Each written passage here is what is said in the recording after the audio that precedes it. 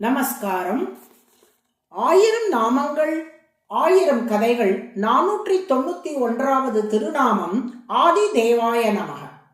முதலே இடம் சிக்கிக்கொண்ட கஜேந்திரன் என்ற யானை நமோ நமஸ்தே அகில காரணாய நிஷ்காரணாய அத்புத காரணாய சர்வாகமாம்னாய மகார்ணவாய என்று திருமாலை அழைத்தது என்று ஸ்ரீமத் பாகவத புராணம் சொல்லுகிறது.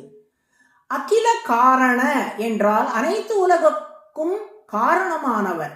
நிஷ்காரண என்றால் தனக்கொரு காரணம் இல்லாதவர் என்று பொருள். அத்புத காரண என்றால் உலகியலில் நாம் காண்கின்ற காரண காரியங்கள் போல் அல்லாமல் தானே உலகுக்கு மூலப்பொருளாகவும் படைப்பாளியாகவும் இருப்பவர் என்று பொருள். இதன் சுருக்கமாகவே ஆதிமூலம் என்ற சொல்லாடலை நாம் பயன்படுத்துகிறோம். யானை முதலில் காரண பொருள் என்னை காக்கட்டும் என்று அழைத்தவாறே அதை காக்க இந்திரன் புறப்பட்டானாம். நாம் தான் தேவலோகத்தில் நடைபெறும் பல விஷயங்களுக்கு காரணமாக இருக்கிறோம். எனவே யானை நம்மைத்தான் அழைக்கிறது என்ற எண்ணத்தில் போனான் இந்திரன். ஆனால் அகில காரணாய என்று யானை சொன்னவாறே, அடடா, நாம் அகில உலகுக்கும் காரணமாக மாட்டோமே, அனைத்து உலகையும் படைத்தவர் பிரம்மதேவர் தானே, இந்த கேஸ் அவரது கேஸ் என்று பின்வாங்கிவிட்டான் இந்திரன். அகில காரணாய என்ற வார்த்தையை கேட்டு யானையை காக்க பிரம்மதேவர் விரைந்தார். ஆனால் யானையோ நிஷ்காரணாய, தனக்கொரு காரணம் இல்லாதவன் என்று மேலே குறிப்பிட்டது. இதை கேட்ட பிரம்மா, நமக்கும் காரண பொருளாக நம்மை படைத்த திருமால் இருக்கிறாரே, அப்படியானால் இந்த கேஸ் அவரது கேஸ் என்று பின்வாங்கி விட்டார். அத்புத காரணாய என்று யானை கூறியவாறே உலகுக்கு ஒப்பற்ற காரணமாக விளங்கும் திருமாலையே யானை குறிப்பிடுகிறது என்பதை எல்லோருமே ஒருவாறு அறிந்து கொண்டார்கள். ஆனால் அதற்குள் யானையை காக்க வேண்டும் என்ற துடிப்போடு திருமால் வைகுண்டத்தில் இருந்து புறப்பட்டு கருட வாகனத்திலே பறந்து கொண்டிருந்தாராம். அப்போது பிரம்மா, இந்திரன் போன்ற தேவர்கள் எல்லோரும் இந்த கேஸ் அவரது கேஸ் என்று சொல்லி வந்தோம், இது உண்மையிலேயே கேசவனது கேஸ் தான், அதனால் தான் கேசவனே செல்கிறான் என்று கொண்டாடினார்களாம். க என்பது பிரம்மாவை குறிக்கும், ஈஷ என்பது சிவனை குறிக்கும்.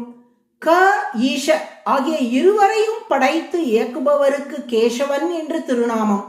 நான்முகன், ருத்ரன் போன்றவருக்கும் காரணமான ஆதி மூலம் திருமால் என்பதை இதன் மூலம் அறிகிறோம். இப்படி தேவர்கள் எல்லோரும் பேசிக்கொண்டிருக்கும் நேரத்திலே திருமால் குளக்கரையையே அடைந்து விட்டார். விரைவாக முதலையை அழித்து கஜேந்திரனை காப்பாற்றி அதற்கு முக்தியும் அளித்தார். ஆதி என்றால் மூல காரணமாக இருப்பவர் என்று பொருள். நான்முகனை நாராயணன் படைத்தான் என்ற திருமழிசை பிரான் பாசுரமும் தேனே பிரம்ம ஹிருதய ஆதி கவையே என்ற ஸ்ரீமத் பாகவத ஸ்லோகமும் காட்டுவது போல் பிரம்மாவை தனது உந்தி தாமரையில் படைத்து அவருக்கு வேதங்களை உபதேசித்தவர் திருமால். உலகை படைக்கும் பிரம்மாவையே படைத்தவர் என்பதன் மூலம் அவரே ஆதி காரணமானவர் என்பதை அறிகிறோம். தேவர்களுக்கு ஆதி காரணமாக இருப்பதால் திருமால் ஆதிஹி என்று அழைக்கப்படுகிறார். தேவக என்றால் இவ்விடத்தில் ஒளிமிக்கவர் என்று பொருள். தனது பொலிவின் முன் தேவர்கள் அத்தனை பேரும் மங்கி போகும்படி ஒளி வீசி கொண்டு திகழ்வதால் திருமால் தேவக என்று அழைக்கப்படுகிறார். ஆக தேவர்களுக்கு ஆதியாகவும் மற்ற தேவர்களின் ஒளி தன் ஒளியின் முன் மங்கி போகும்படியாகவும் விளங்குவதால் திருமால் ஆதி தேவக என்று அழைக்கப்படுகிறார். அதுவே சகஸ்ரநாமத்தின் 491வது திருநாமம்.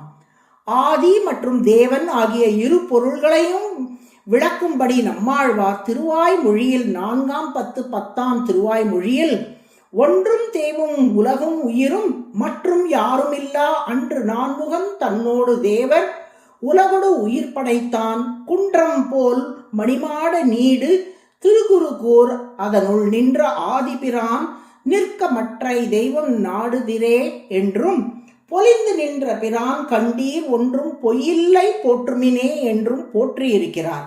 ஆதி தேவாய நமக என்று தினமும் சொல்லி வரும் அன்பர்களுக்கு ஒளிமயமான எதிர்காலமும் தலைமை பண்பும் நிறையும்படி அருள் புரிவார். நாராயண நாராயண.